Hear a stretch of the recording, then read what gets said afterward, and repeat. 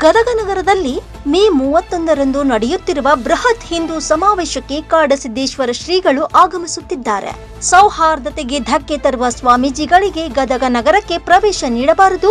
ಬಸವಣ್ಣನವರು ಸಮಾನತೆಯ ಹರಿಕಾರರಾಗಿದ್ರು. 12ನೇ ಶತಮಾನದಲ್ಲಿಯೇ ಜನಿವಾರವನ್ನ ಅವರು ಕಿತ್ತೆಸೆದಿದ್ರು.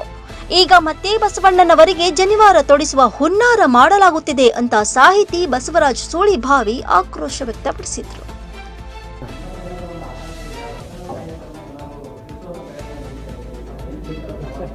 ಇಡೀ ಲಿಂಗಾಯತು ಶರಣ ಪರಂಪರೆಯನ್ನೇ ತಿರ್ಚಿರತಕ್ಕಂಥ ಕೆಲಸ ನಡೀತಾ ಇದೆ. ಅವ್ರನ್ನ ಹಿಂದುತ್ವದ ಭಾಗವಾಗಿ ನೋಡುವಂಥದ್ದು ಏನಿದೆಯಲ್ಲ, ಅದೇ ದುಷ್ಟ ಆಲೋಚನೆ. ಅದು ಯಾವ ಹಿಂದುತ್ವದ ವಿರುದ್ಧ ಏನು ಹಿಂದುತ್ವ ಅಂತಂದರೆ ಆಗಿನ ವೈದಿಕತೆ, ಇವ್ರು ಹಿಂದುತ್ವ ಅಂತ ಹೇಳ್ಕೊತಾರೆ. ಅವ್ರ ಕಾಲದೊಳಗೆ ಹಿಂದುತ್ವ ಅನ್ನೋದಿಲ್ಲ, ವೈದಿಕತೆ ಅನ್ನೋದು, ವೈದಿಕ ಧರ್ಮ ಅನ್ನೋದಿತ್ತು.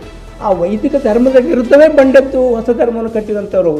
ಈ ಧರ್ಮದೊಳಗಡೆ ಇರುವಂಥ ಅನಾಚಾರಗಳೇನಿದ್ದು, ಈ ಧರ್ಮದೊಳಗಡೆ ನಡೆಯುವಂಥ ಅನ್ಯಾಯಗಳೇನಿದ್ದು, ಮನುಷ್ಯರನ್ನಾಗಿ ಕಾಣಲಾರ್ದಂಥ ಸ್ಥಿತಿ ಏನಿತ್ತಲ್ಲ, ಆ ಸ್ಥಿತಿಯನ್ನು ಪ್ರತಿಭಟನೆ ಮಾಡಿ ಹೊಸ ಧರ್ಮವನ್ನು ಎಲ್ಲರೂ ಸಮಾನರು ಅನ್ನುವಂಥ ಧರ್ಮವನ್ನು ಕಟ್ಟಿದಂಥವ್ರು.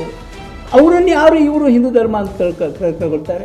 ಈ ಕನೇರಿ ಸ್ವಾಮಿ ನಿಜವಾಗಿಯೂ ನಾವು ಕಾಡಸಿದ್ದೇಶ್ವರ ಮಠದ ಸ್ವಾಮಿಗಳು ಅಂತ ಕರಿತೀವಿ. ಅವ್ರು ನಿಜವಾಗಿ ಈಗಿನ ಇದರೊಳಗಡೆ ಕಾಡಸಿದ್ದೇಶ್ವರ ಮಠದ ಸ್ವಾಮಿಗಳಲ್ಲ. ಅವರು ವಿಶ್ವ ಹಿಂದೂ ಪರಿಷತ್ತಿನ ಪ್ರತಿನಿಧಿ. ಅವರು PHP ಪ್ರತಿನಿಧಿ. ಅವರು PHP ಪ್ರತಿನಿಧಿಯಾಗಿ ಅವ್ರು ಮಾತಾಡ್ತಾ ಇದ್ದಾರೆ ಹೊರತು ಕಾಡಸಿದ್ದೇಶ್ವರರ ಮಠದ ಪರಂಪರೆಯ ಪ್ರತಿನಿಧಿಯಾಗಿ ಮಾತಾಡ್ತಾ ಇಲ್ಲ.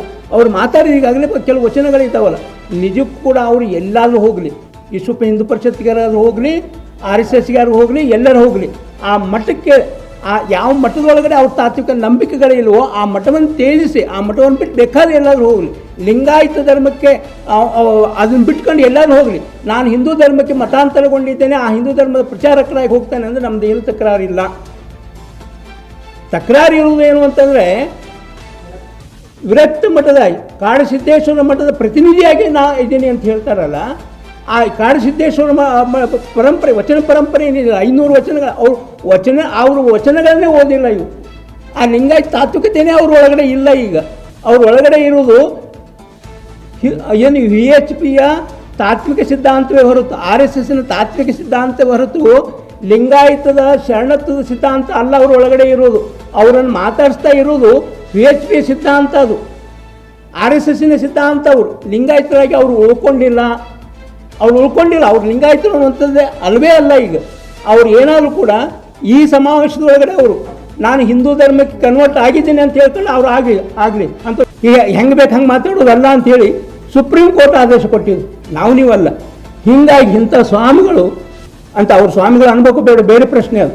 ಆ ಇಂಥವ್ರು ಈ ನೆಲಕ್ಕೆ ಬರ್ತಾರೆ ಅಂತಂದರೆ ಈ ಒಳಗಡೆ ಒಂದು ಅಶಾಂತಿ ಹುಟ್ಟಾಗುವಂಥ ಎಲ್ಲ ಸಾಧ್ಯತೆಗಳಿರೋದ್ರಿಂದ ಜಿಲ್ಲಾಡಳಿತ ಅವ್ರು ಬರದಂಗೆ ನೋಡ್ಕೊಳ್ಬೇಕು ಅಂತ ಇವರೆಲ್ಲ ಸೇರಿ ಏನು ಮಾಡ್ಲಿಕ್ಕೆ ಹತ್ತಿದ್ದಾರೆ ಅಂತಂದರೆ, ಒಂದು ಕಾಲಕ್ಕೆ ಬಸವಣ್ಣ ಜನಿವಾರ ಹರಿದನ್ನು ನಿಮಗೆಲ್ಲ ಗೊತ್ತಿದೆ. ಜನಿವಾರ ಹರಿದಂತಂದರೆ ಇಡೀ ಹಿಂದೂ ಅದು ವೈದಿಕ ಶಾಹಿಯ ಒಂದು ಕಟ್ಟುಪಾಡಿದನ್ನು ಅದನ್ನು ಹರಿದಾಕಿರುವಂಥದ್ದು. ಅಂದರೆ ಅಸಮಾನತೆಯನ್ನು ಪ್ರತಿಪಾದನೆ ಮಾಡಿ ಈ ಲಿಂಗ ಏನು ಮಹಿಳೆಗೆ ಮತ್ತು ಪುರುಷನಿಗಿರುವಂಥ ಅಸಮಾನತೆ ಏನಿತ್ತಲ್ಲ ಅದನ್ನು ಪ್ರತಿನಿಧಿಯಾಗಿ ಆ ಜನಿವಾರವನ್ನು ಹರಿದು ಹಾಕಿರ್ತಕ್ಕಂಥವ್ರು ಇವರು. ಇವತ್ತು ಈ ಬಸವಾದಿ ಶರಣರು ಹಿಂದೂ ಸಮಾವೇಶ ಮಾಡೋದ್ರ ಮೂಲಕ ಪುನಃ ಅವನಿಗೆ ಜನಿವಾರ ತೊಡಿಸ್ಲಿಕ್ಕೆ ಹೊಂಟಿದ್ದಾರೆ. ಬಸವಣ್ಣನಿಗೆ ಜನಿವಾರ ತೊಡಿಸುವಂಥ ಭಾಗ ಇದು. ಇದನ್ನು ಯಾರು ಕೂಡ ಲಿಂಗಾಯತರು, ಶರಣ ಪರಂಪರೆಯವರು, ಈ ಥರ ಸಮಾನತೆ ಪರಂಪರೆಯವರು ಇದೆ ಯಾವುದು ಕೂಡ ಒಪ್ಪಿಕೊಳ್ಳಿಕ್ಕೆ ಸಾಧ್ಯ ಇಲ್ಲ ಅನ್ನೋದನ್ನು ನಾವು ಗಮನಿಸ್ಕೊಳ್ಬೇಕು.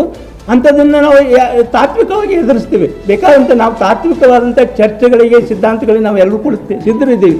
ಆದರೆ ಈ ಥರ ಒಳಹುನ್ನಾರದಿಂದ ಅವರಿಗೆ ಜನಿವಾರ ತೊಡಿಸುವಂಥದ್ದು ಅಂದರೆ ಇನ್ನೊಂದು ರೀತಿ ಒಳಗಡೆ ಏನು 12ನೇ ಶತಮಾನದೊಳಗಡೆ ಕ್ರಾಂತಿ ಆದಮೇಲೆ ಅವ್ರನ್ನ ಅಟ್ಟಾಡಿಸ್ಕೊಂಡು ಹೊಡೆದ್ರಲ್ಲ, ಅದನ್ನು ಪುನಃ ಇಲ್ಲಿ ಸೃಷ್ಟಿ ಮಾಡಲಿಕ್ಕೆ ಹೊಂಟಿದ್ದಾರೆ ಇವರು. ಇಡೀ ವಚನ ಚಳವಳಿಯನ್ನು ಎದ್ದು ಬರಲಾರಂಗೆ ನೋಡ್ಕೊಳ್ಳುವಂಥ ರೀತಿ ಒಳಗಡೆ ಮಾಡಲಿಕ್ಕೆ ಹೊಂಟಿದ್ದಾರೆ ಇವರು. ಇದನ್ನು ನಾವು ವಿರೋಧಿಸ್ತಾ ಇದ್ದೀವಿ. ಇದು ಆಗಬಾರ್ದು ಅನ್ನುವಂಥದ್ದು ನಮ್ಮದು.